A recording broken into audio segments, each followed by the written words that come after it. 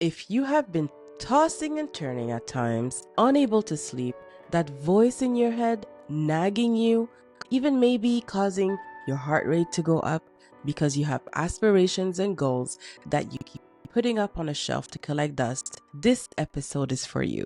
Stay tuned as we dive into the question: what happens in our brains when we keep telling ourselves, I'll start tomorrow, or the next week, or worse even, maybe someday? Stuck in a rut, something quite common. Research says that approximately 80% of people report feeling stuck in a routine or a pattern at some point in their lives.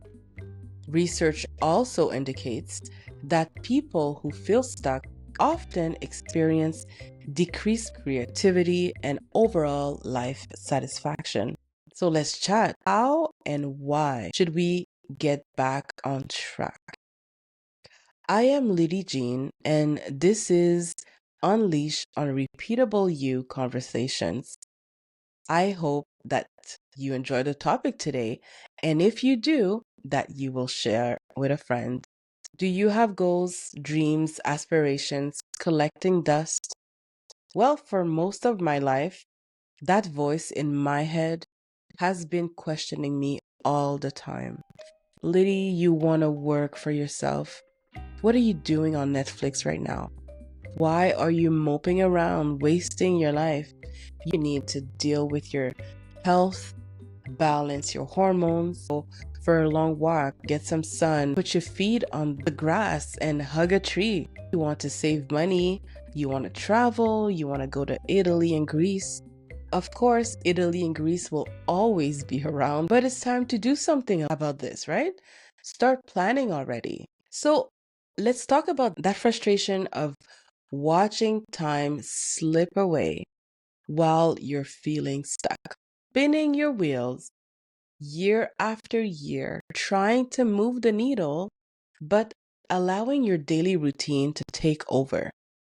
And you know what? It doesn't really matter what that specific goal or dream is. Everybody's different, but it's that thing you have promised yourself 1,000 times. You tell yourself, just do it already, just do it. And then that drive over time becomes a distant someday. Here's the hard pill to swallow. That dream, it doesn't die. It's there, wide awake, watching every excuse we throw its way. It hears the promises of maybe next year, maybe one day. But then, sad thing is, you eventually start believing that lie. Losing that weight, visiting Italy, Greece, or wherever, starting that business? Nah, it was never going to happen anyway. But you see, that gap between who we are and who we know we can be, that gap is the source of much of our daily frustration. It's time to do something. And personally, I had to put my foot down and decide that I was done, that it was time to pass to action. If you're listening, maybe you are that kid that had a lemonade stand or was selling magazines and candies at school. Well, when I was a kid, I had this wild idea to start a neighborhood newspaper. Although I don't quite remember how old I was, but let me tell you, it wasn't just daydreaming. I went all in.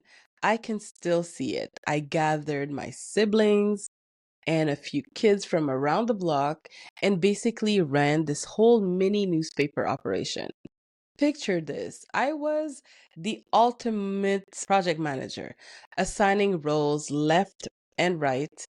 My brothers, both very talented artists, well, they got drafted to handle our weekly cartoon.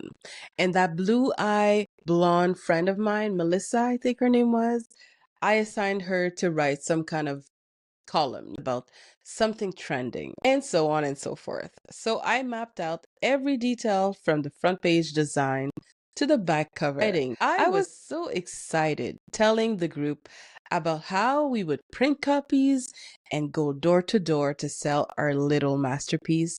and get subscriptions and obviously share the profits. That side hustle energy, well, it has been a constant in the background. Looking back, I've dipped my toes in all kinds of ventures, from those early babysitting days to the excitement of a wedding planning side hustle to the more ambitious music consultancy. It was called Tandem Leading Connections.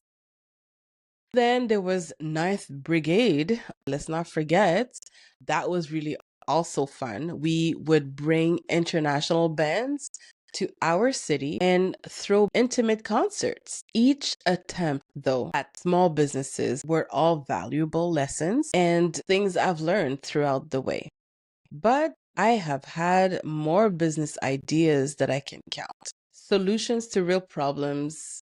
But most of these ideas, they have just stayed in my phone notes, journals, conversations with friends, or late night someday fantasies. Does all this sound familiar?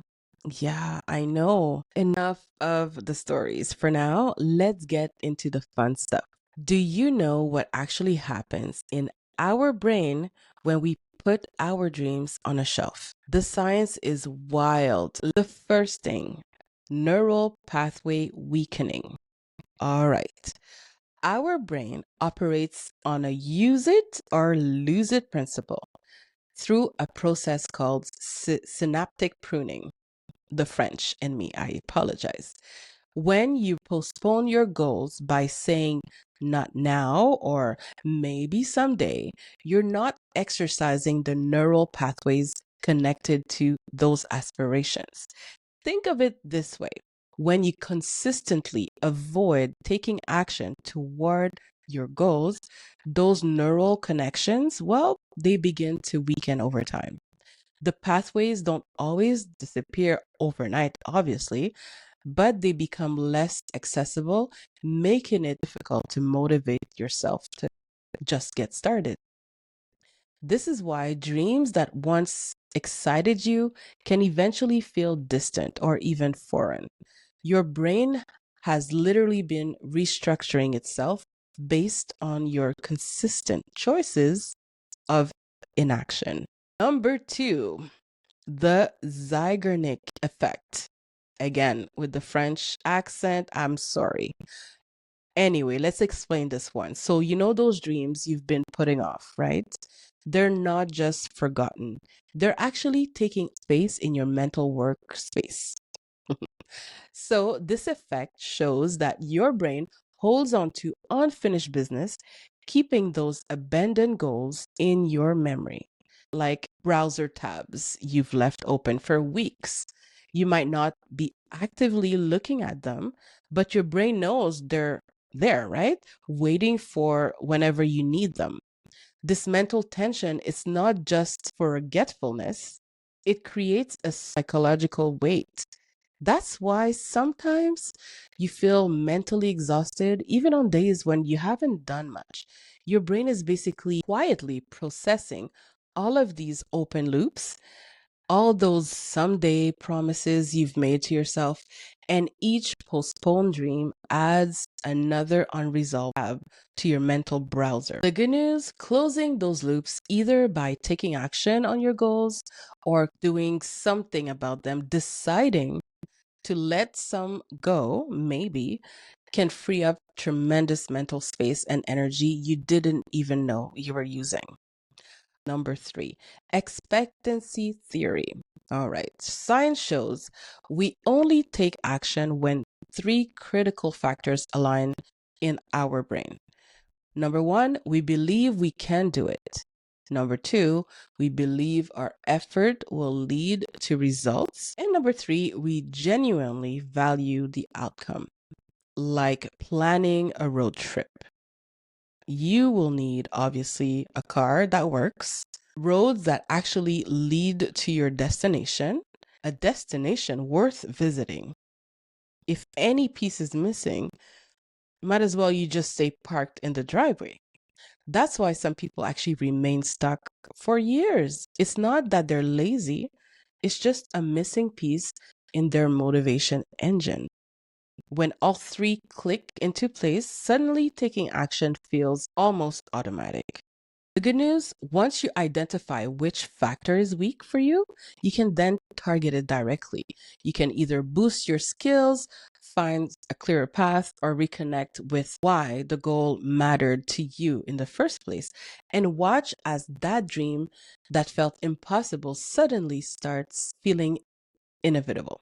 All right, so the question is your brain or is our brain in fact lying? Hmm. It's not exactly a conscious deception. Think of it more like this. Your brain is a super efficient machine, but if you consistently ignore the chase your dreams function, it's going to figure out that these are obsolete and it's going to start repurposing those neural pathways.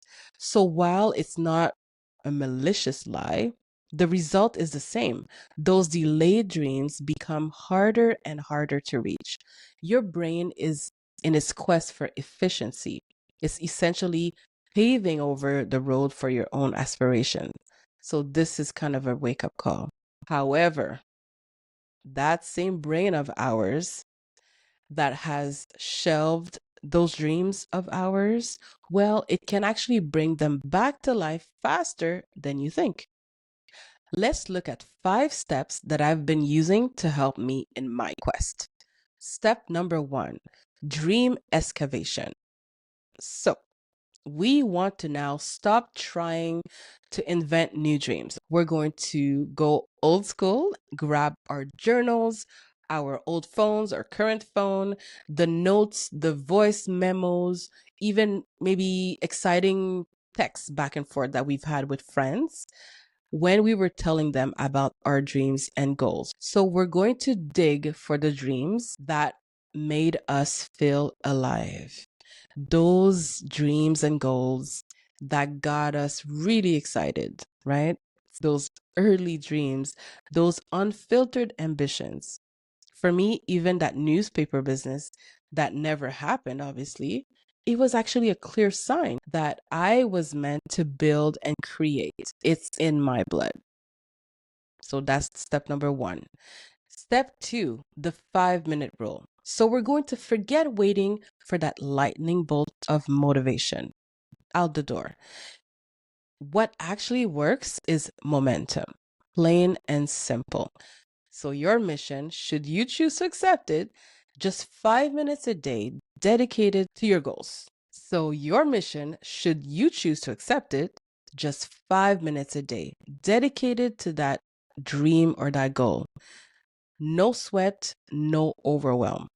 So why just 5 minutes? Because tiny, consistent actions crush big, vague intentions every single time.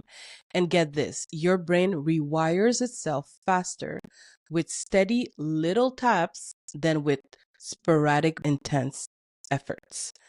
For me, it has been a game changer. For months now, I've been putting my dreams and goals at the very top, even before I grab coffee in the morning.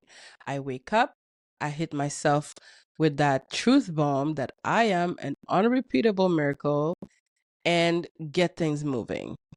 Rain or shine, 7 days a week, I've been carving out a little bit of time every day to level up and push forward. And can I just say, with AI in the mix now, it's like having a superpowered sidekick. Drop a line in the comments actually and let me know. Are you using AI daily and what is helping you do? So, personally, AI helps me blitz through research and dig down to the core of who I am, what I truly want, and then it helps me build faster every single day. And remember, small bites, big progress. All right, step number 3, identity shift. This right here, another game changer for me. So, we want to stop saying I want or I wish. We want to actually start declaring. We want to have that shift. Declare with absolute conviction, I am. So I am an entrepreneur. I am an whatever it is that you want. You see the difference is that one is a hopeful maybe one day, and the other is a done deal in your mind. It's a decision. Confession time, I jumped on this train years ago. And let me tell you, there's no turning back. This isn't just some fluffy affirmation, it's about rewiring how you see yourself at your core. So you want to own that identity right now and watch how your actions start to follow. It's actually powerful stuff. Step 4, external accountability. They say tell 3 people about your dream, not 30, just 3. But these people, you want to make them count. It has to be people you respect, people you wouldn't want to disappoint. This alone apparently increases follow through by 65%. But what if, like me, the thought of telling even 3 people that you know makes your skin crawl? There is always, number one, AI. As I mentioned earlier, I use it daily. It's not replacing friends or family, but it's like having a partner who never gets tired, never judges any of my ideas, and it actually helps me move and think faster. So that's awesome. But my favorite external accountability hack is this: find your tribe online. Seek out those like minded soul, the ones who are already doing what you're aiming to do. Even better, be the leader and build that community yourself. Personally, this was the kick in the you know where I really needed. I found a group online on the school app. I decided that that was it. I was going to tell my new friends basically what I was going to be up to. And I got some help into developing my skills and the push that I needed. This was instrumental for me. So I invite you to check out school. There is a special link below in the description. Last step, step number 5, environmental design. What does that mean? Here's the deal. You want to have a space where you banish all distractions. If your phone needs to be in a different room, so be it. You get that done. The mess on that desktop, you want to clear that. You want to have your tools, whatever it is that you need, that allows you to create more freely. And so we're talking about making your dream the default here, not something distant that someday you'll get to. I hope you took a few notes because this year we need to make it a goal to master these 5 brain rewiring tactics. Goals and dreams, the ones we hold inside of us, they don't have an expiration date. Yes, maybe our brains can play tricks, making those goals and dreams feel distant or unattainable. But unlike a fire you neglect, those dreams, they just don't vanish. They're just waiting. And yes, it hits me sometimes. I look back and think about the version of myself I could have been had I followed through, the progress I could have made if I had started sooner or taking things more seriously from the get go. That lost time, it stings. But that sting of regret, it's actually a signal. It screams, this still matters. You still care, Lydie. You know, the most tragic thing would not be that your goals are collecting dust. It would be that along the way, you convinced yourself that they never mattered in the first place. There will never be another me, another you. We are so fortunate to be alive right here, right now. So let's collect those aspirations, dreams, and goals from the Neverland shelf and dust them off. Give your brain an opportunity to make new neural connections and give you that push you need to implement some changes. Not someday, but right now. All right, thank you for listening. Now go be the very best version of you possibly can. And I have to go and be so fully myself, it gives others permission to do the same. See you in the next video. Hey, thank you for watching until the end. Bentley, my Yorkie, and I have to share our new favorite pet store, PowiePet.com.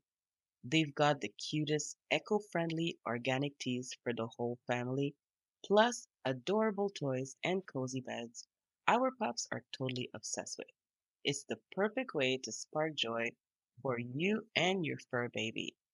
Check out PowiePet.com, link in the description. You'll be so glad you did.